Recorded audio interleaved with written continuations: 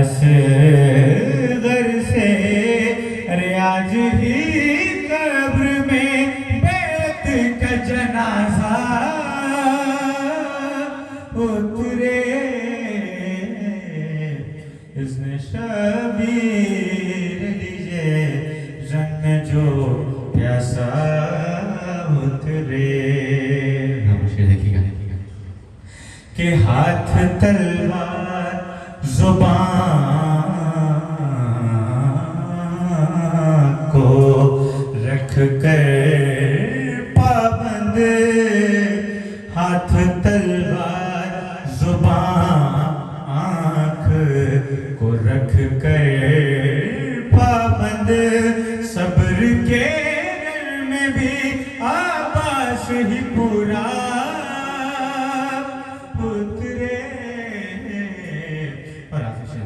کہ یوں علم دیکھ کے بات کا بدن کانپتا ہے، جیسے رخ سار پہ غازی کا تماچا اترے، اس نے شبیر لیجے رن جو پیاسا اترے۔ حقیقت قرآن کی ہے وہی حقیقت حسین کی ہے، وہی حقیقت صاحب زمان کی ہے۔ کیوں؟ کہا اس لیے کہ علماء نے یہ ذکر کیا کہ بعد از محبوب خدا عالمین میں افضل ترین ہستی کا نام علی ابن ابی طالب ہے۔ ٹھیک ہے نا؟ سارے تائید کرتے ہیں۔ بعد از امیر المؤمنین دو ہستیاں فضیلتوں میں برابر ہیں، ایک امام حسین، دوسرا صاحب زمان، دو ائمہ فضائل میں برابر۔ تو جو حقیقت قرآن کی ہے وہی حقیقت حسین کی ہے، اور وہی حقیقت صاحب زمان کی ہے۔ جیسے یا صاحب زمان، جیسے قرآن کے لیے محبوب خدا کا فرمان ہے لہو ظہر و بطن، قرآن کا ظاہر بھی ہے، قرآن کا باطن بھی ہے۔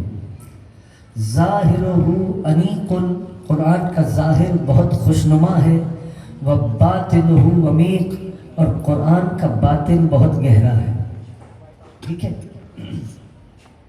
محبوب خدا کا فرمان ہے قرآن کے لیے کہ قرآن کا ظاہر بھی ہے، قرآن کا، بولتے آئیں گے تو میرے لیے آسانی ہو جائے گی، قرآن کا ظاہر بھی ہے، قرآن کا باطن بھی ہے۔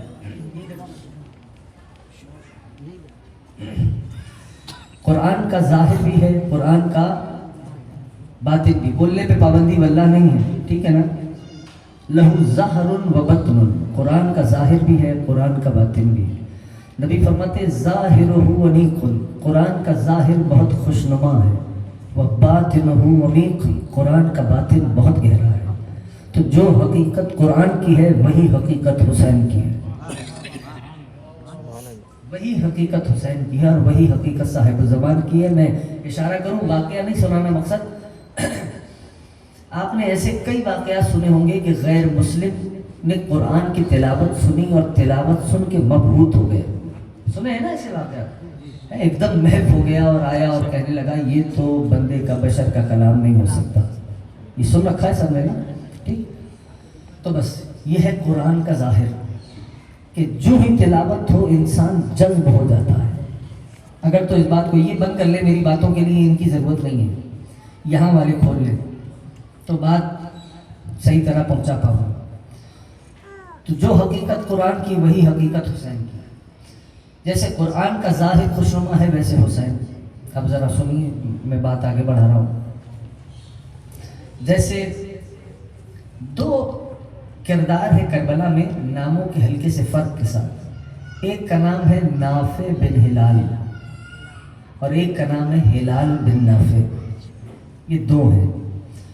نافع بن ہلال اب عبداللہ کے تیر اندازوں کا سپہ سالار ہے، اور ہلال بن نافع اس کو یزید سے یزید نے شام سے بھیجا ہے۔ اور کس لیے بھیجا ہے؟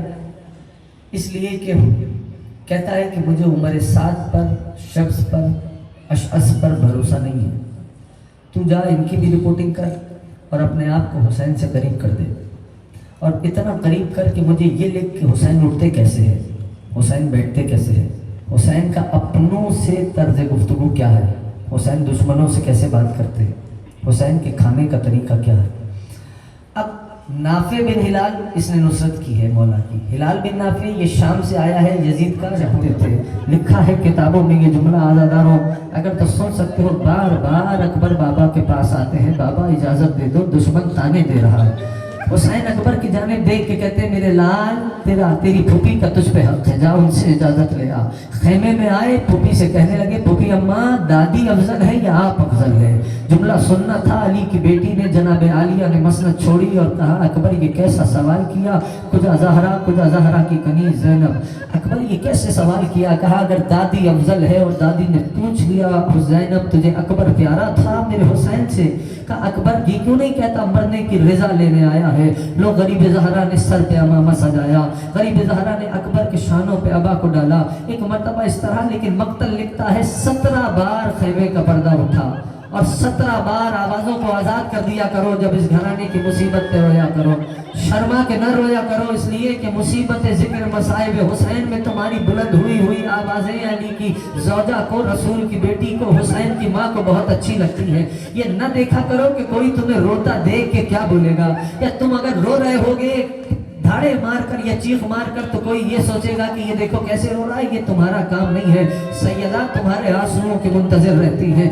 جانتے ہو عزیزانو، شہزادہ 17 مرتبہ جب خیمے کا پردہ 17ویں مرتبہ اٹھا نا تو ایک مرتبہ لکھا ہے کتابوں میں کسی نے ابا کے دامن سے تھام لیا اور ایک جملہ کہا بھیا ارحم علی غربتنا، بھیا ہماری غربت پہ رحم کرنا، بھیا ہماری غربت پہ رحم کرنا۔ لکھا ہے خدا جانے اکبر نے بہن سے کیسے ودا لی ہوگی۔ لو اب جب شہزادہ آخری جملے سنو، جب شہزادہ امکان چلے ہیں نازاداروں میدان میں تو شہزادے کو احساس ہوا کہ پشت پہ کوئی آ رہا ہے، رہوار کو روک دیا، پلٹ کے دیکھا تو کوئی اور نہیں تھا، اکبر کا غریب بابا حسین ابن علی۔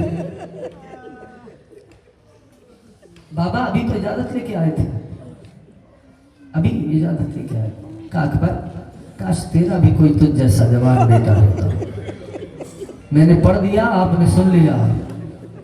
خدا جانے کیسے رخصت لی۔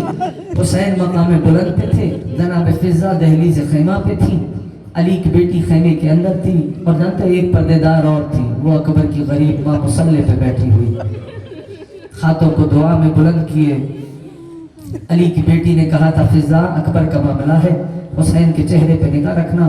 بس وہ وقت آیا داداروں کہ جناب علی اکبر نے بابا کو سلام کیا، بس سلام کرنا تھا کہ غریب زہرا کے چہرے کا رنگ تبدیل ہوا۔ جناب فضہ نے چوبی محمل چوبی خیمہ کو تھام کے آواز دی ام لیلا تیرے اکبر کی خیر ہو، ام لیلا تیرے اکبر کی خیر ہو۔ بیوی نے ہاتھوں کو اٹھا لیا، کہا اے یوسف کو یعقوب سے ملانے والے مجھے میرے اکبر سے ملا دے۔ عزاداروں لکھا ہے کتابوں میں یہ جملہ کہ ایک مرتبہ رہوار کھڑا تھا ادھر، غریب زہرا چلے ادھر، جانتے ہو کبھی اٹھتے تھے کبھی بیٹھتے تھے، آواز دیتے تھے اکبر بابا کی آنکھوں کا نور جا رہا ہے، اکبر بابا کو آواز دے، الدنیا بعد کلف، اے علی اکبر تیرے بعد اس دنیا پہ خاک ہو۔ لکھا ہے عزاداروں کتابوں میں جب رہوار نے یہ منظر دیکھا نا تو ایک مرتبہ اس مقام پہ پہنچا جسے شہادت مقام شہادت علی اکبر کہتے ہیں۔ دشمن اکبر کو گھیرے کھڑے تھے، رہوار نے سم مار کے دور کیا، کسی کو دہن میں دبا کے دور کیا، واپس اس مقام پہ آیا جہاں زمین کربلا پہ حسین بیٹھے اکبر کو پکار رہے تھے،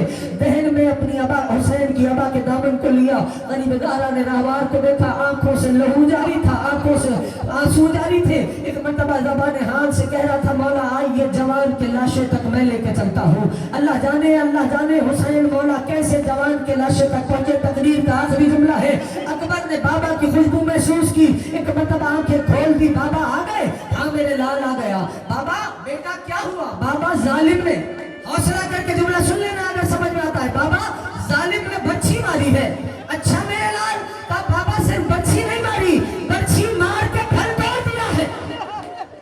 اللہ آپ کی آوازوں پر رحمت نازل فرمائے۔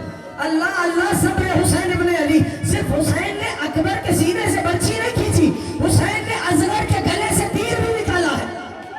اجرکم علی صاحب زمان، غریب زہرا نے فرمایا میرے لال میں بچھی کھینچوں صبر کرے گا؟ ہاں بابا میں فخر اسماعیل ہوں صبر کروں گا۔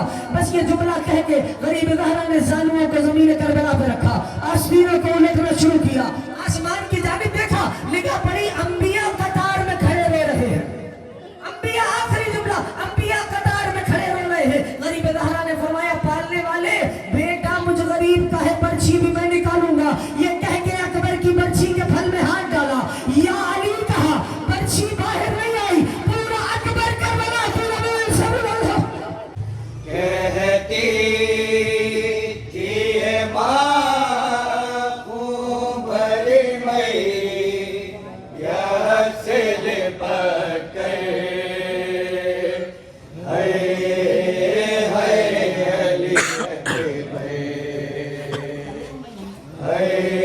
اکبر علی اکبر کہتی تھی اے ماں خون بھری میں یا سے لپٹ کر علی اکبر علی اکبر ارمان کا پہناؤں گی پوشاک شاہانی افسوس